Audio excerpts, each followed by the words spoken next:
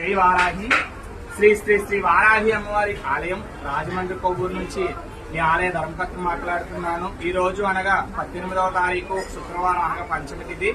అలాగే అమ్మవారికి తన మనసులో అనుకున్న కోరిక ఏదో తీరిందని చెప్పేసి రాజమండ్రి వాస్తవ్యంలో ఒక భద్రాలు అమ్మవారికి వెండి కిరీటం అలాగే వెండి నట్టు తెచ్చి ఉన్నారు.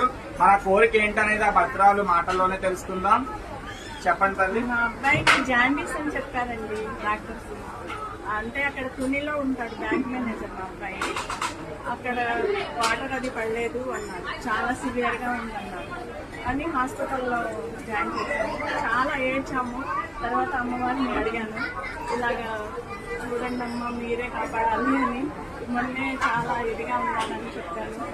నా మనసులో అన్నీ అనుకున్నాను, అది తీరింది.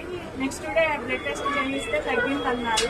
తర్వాత 3 రోజుల తర్వాత డిశ్చార్జ్ అయ్యారు. ఈ వారంలో వచ్చేస్తే వస్తానని అనుకున్నాను. పోయిన వారం ఎన్ని వారాలు వచ్చారమ్మా మీరు? 5-6 వారాల నుంచి వస్తున్నాను. 5-6 వారాలు బట్టి వస్తున్నాను. అనుకోవడం అయితే 2 వారాలు అయింది. నేను అనుకోవడం అయితే అనుకున్న వారం, పోయిన వారం అనుకున్నాను, ఈ వారం తీసుకొచ్చాను. సరే తల్లి, విన్నారు కదండి.